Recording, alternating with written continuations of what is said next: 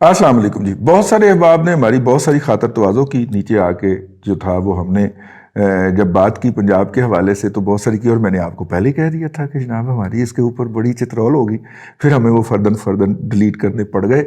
اب کیا کریں، وہ کافی زیادہ ٹائم، مطلب ولاگ سے کوئی 10 گنا ٹائم تو اس میں لگ جاتا ہے کہ نیچے آ کے جو گالم گلوچ کرتے ہیں اور جو تانے دیتے ہیں ان کو ڈیلیٹ کیا جائے. آرگومنٹ نہیں کرتے، مطلب آرگومنٹ والے جو ہوتے ہیں وہ ہم رہنے دیتے ہیں، ٹھیک ہے، ان کا ایک کاؤنٹر آرگومنٹ ہے. لیکن جب وہ ذاتی طور پہ حملہ کرتے ہیں، گالی بکتے ہیں یا ایسی تانا دیتے ہیں جس کا حقیقت سے کوئی تعلق نہیں ہوتا، تو ان کو ڈیلیٹ کرنا پڑ جاتا ہے، پھر پڑھ کے ڈیلیٹ کرنا پڑتا ہے. تو میں اس طرح کے فیڈ بیک پڑھ کے ڈیلیٹ کرتا ہوں. تو وہ جناب جو تھا، مطلب کہ وہ ایم کیو ایم کا جو تھا، وہ مجھے ان کے گروپ کے اندر سے آ گئی اطلاع کہ جناب یہاں پہ شیئر ہو گیا، جا کے اس پہ گالیاں بکو. تو وہ ایم کیو ایم والے آ گئے اس کے اوپر، کیونکہ ہم نے الطاف بھائی والا اس پہ لگا دیا تھا. تو لگا دیا تھا شیر خوباں سے چلی جائے اسد، ٹھیک ہے.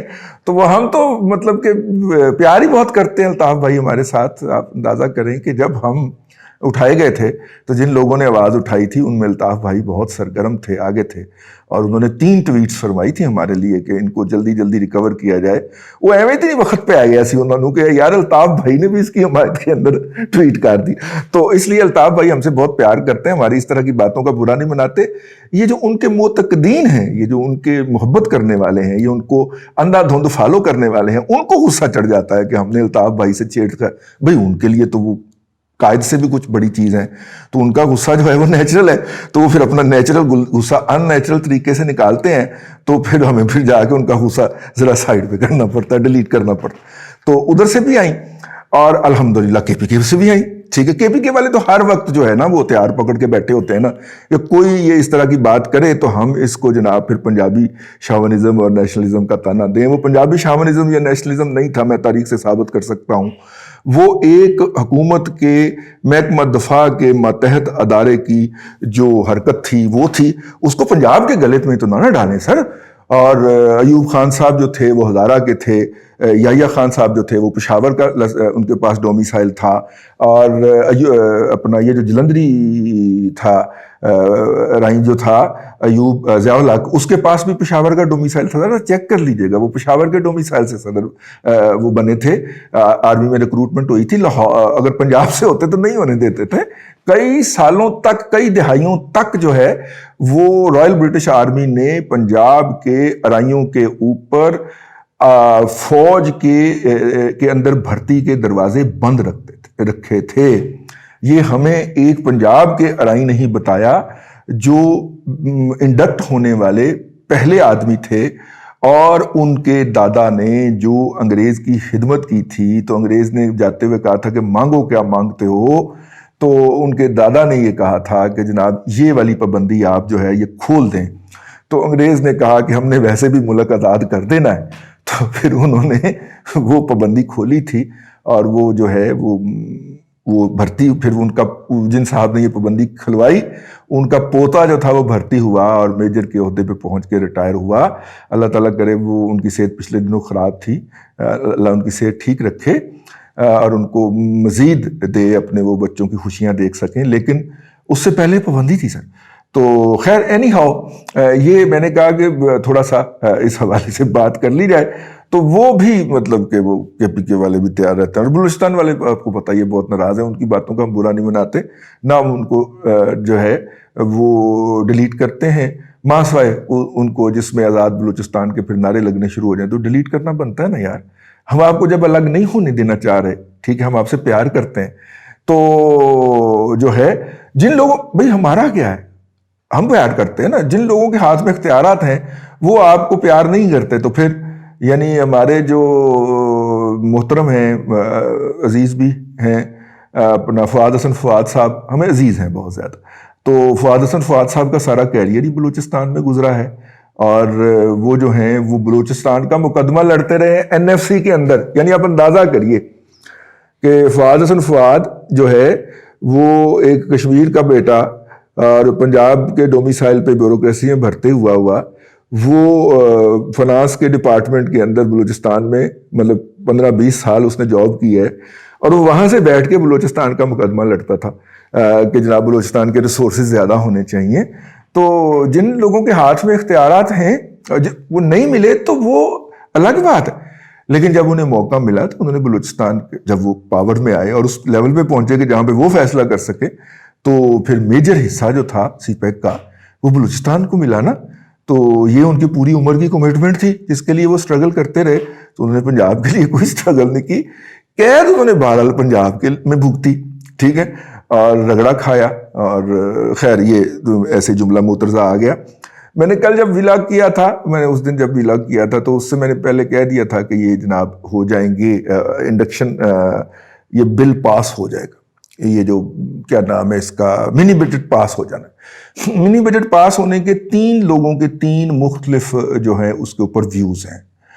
حکومت جو ہے اس کا خیال تھا کہ وہ اس کے ذریعے اسمبلی کے اندر اپنی اکثریت یا اقلیت جو ہے وہ ثابت کر سکے گی یا گیج کر سکے گی. حکومت اکثریت میں نہیں ہے، جو سمپل اکثریت اس کو ایوان میں چاہیے ہے وہ نہیں ہو سکی اس کی، ٹھیک ہے. وہ مالکوں نے ڈسپلے کر دی کہ تمہارے پاس اکثریت نہیں ہے، ٹھیک ہے، تم اس لیے بیٹھے ہو کہ ہماری کرم نوازی ہے، اس لیے ہمیں ایکسٹینشن، اس لیے ہمارے کام جو ہے وہ پورے کرو. اس بل کے ذریعے انہوں نے یہ کر دیا، ٹھیک ہے.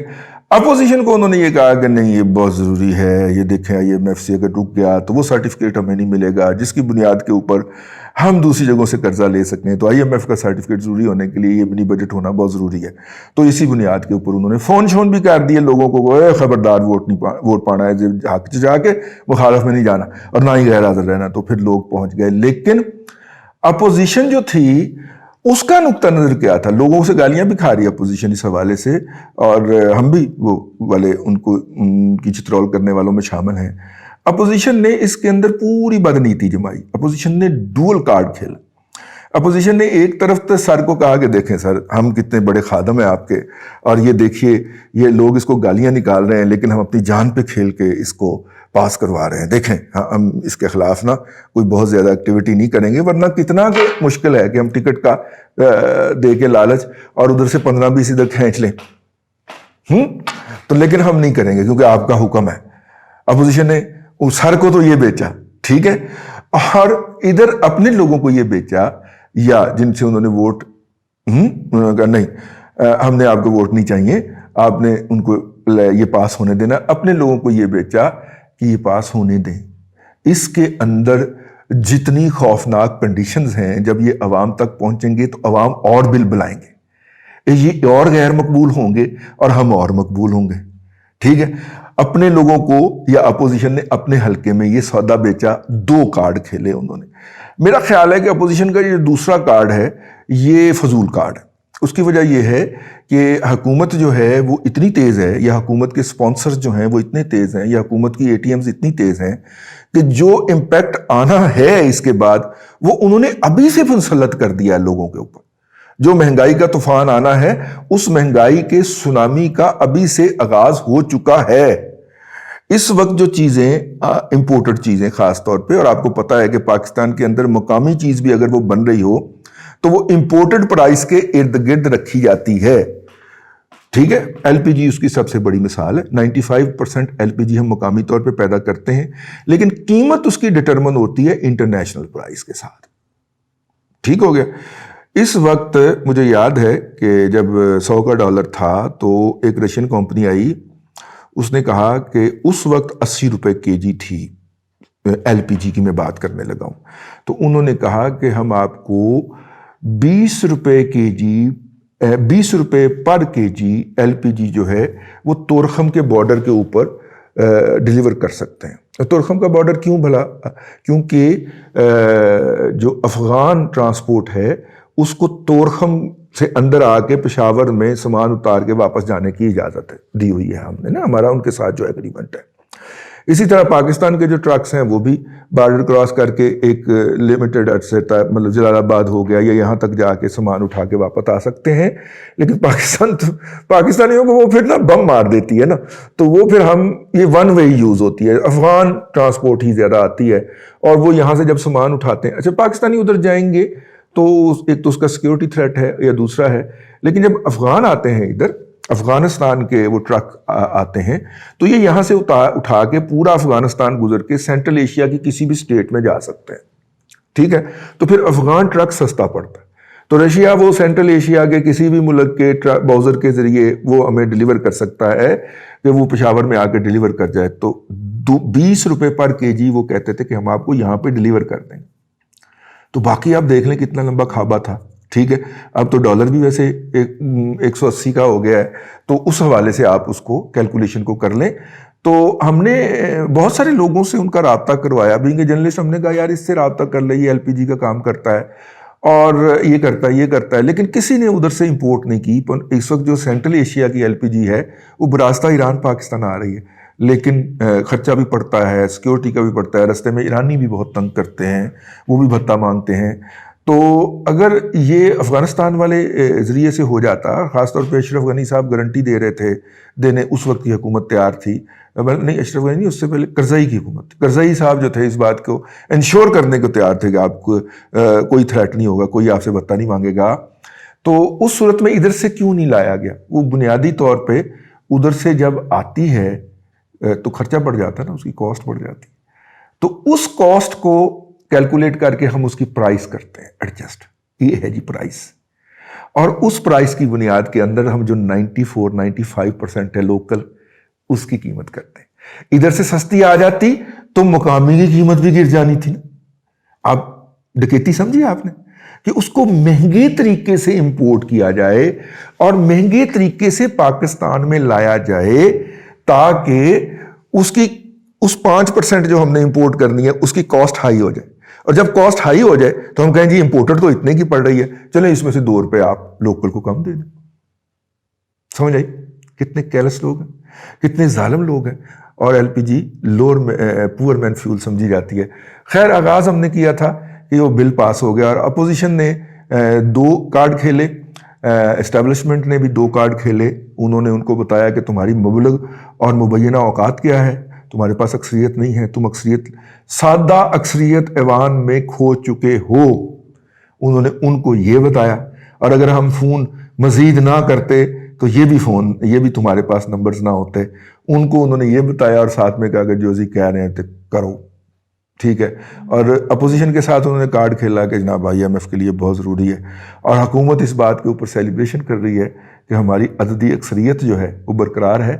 عددی اکثریت موجود ممبرز کی تو برقرار ہے، ٹھیک ہے، ایوان کے اندر موجود، لیکن سادہ اکثریت جس کے اوپر وزیر اعظم کو منتخب ہونا ہے وہ اکثریت تو نہیں ہے آپ کے پاس، اور وہ کل کی کاؤنٹنگ کے اندر ڈسپلے بھی ہو گئی۔